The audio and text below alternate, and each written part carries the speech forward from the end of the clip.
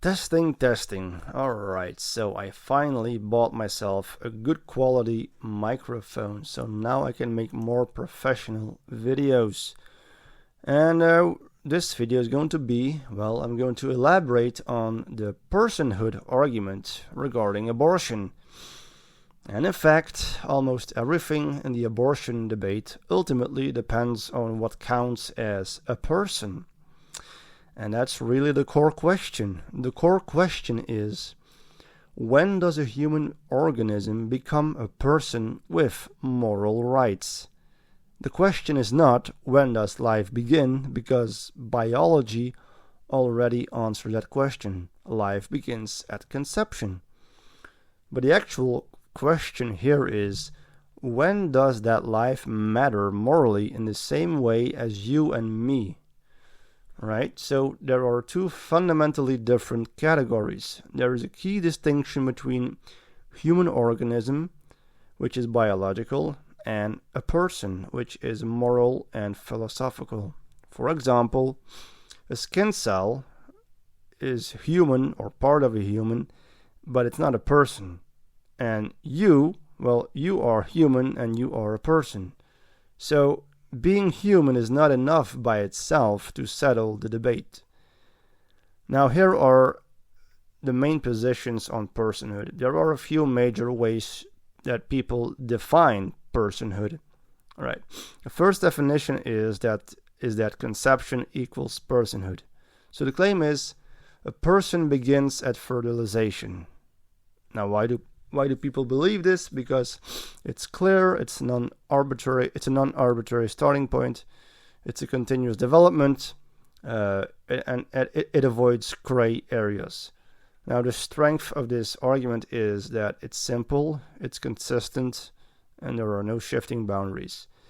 The weakness of this argument is that it treats a zygote the same as an adult, and despite the massive differences between those two phases of life.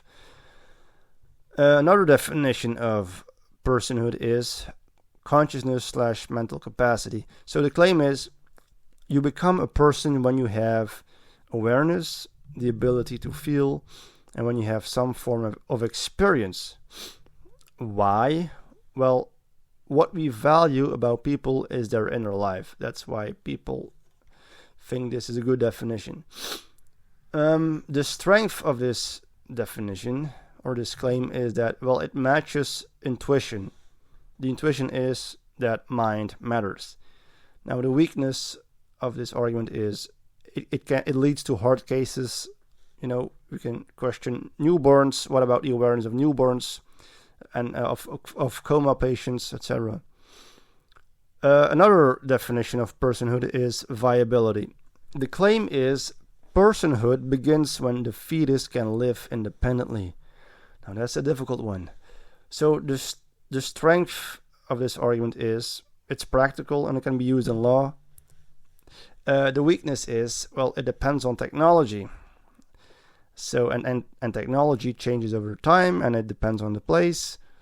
So the idea of viability is a fetus becomes a person when it can survive outside of the womb.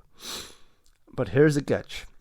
What counts as able to survive is not fixed. It changes with medical technology. Here is an example. So, for example, decades ago, babies born at 28 weeks often couldn't survive. But today, with modern neonatal care, such as incubators, ventilators, etc., babies can sometimes survive at 22 or 24 weeks. So, the exact same fetus, for example, in 1950, was most likely not viable. But today, in 2026, it most likely is viable. And then it also depends on location. So even today, viability isn't the same everywhere. So, for example, in a top hospital in Europe or the US, earlier survival is possible. But in regions with limited medical care, well, the same fetus would not survive. So, personhood would depend on where you are in the world and how advanced your hospital is.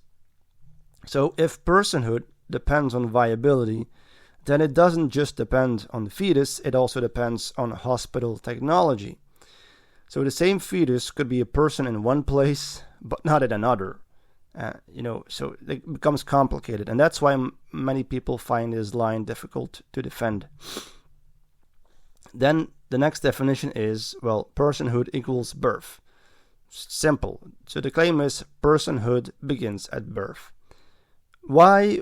Well, it's clear, it's visible, it's a socially meaningful boundary. The strength of this argument is, well, it's clean and it's enforceable.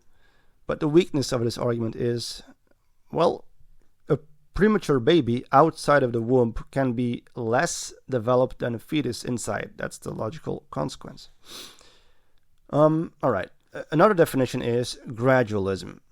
So the claim is personhood develops gradually, not as a single moment.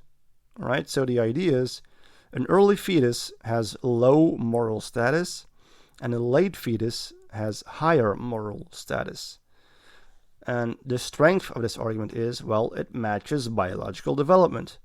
But the weakness is there is no clear cutoff, which makes it hard for laws and decisions. Right. So the real philosophical tensions here, well, almost all disagreement comes down to this. It all boils down to this. So do you value what something is, human organism, or what something can do, think, feel, or experience? So then there is the threshold problem. Any definition creates edge cases. So, for example, if person equals consciousness, then what about sleeping people? And what about anesthesia? And if person equals self-awareness, then what about infants? Or if personhood equals conception, then why does a fertilized egg deserve full rights? You see, there is no definition without uncomfortable consequences. So, and then there is the potential person idea. And this sits in between. A fetus isn't a person. It isn't a person yet, but it will become one. So it deserves some moral consideration, but maybe not full rights. So, in between. This is often where moderate positions come from. And then, this argument actually never settles, because there is no agreed definition of a person. And actually, science can't answer it. And logic alone cannot force an answer. And it depends on values. Right, so getting to the bottom of this, if you strip everything away, the debate becomes, what makes you valuable? Is it your DNA? Is it your potential, your consciousness, your relationships? Well, your answer to that question will determine your stance on abortion. And finally, to end this video, you can summarize the entire personhood debate like this. Everyone agrees that a fetus is human. And the real disagreement is whether being human is enough to be a person. Right.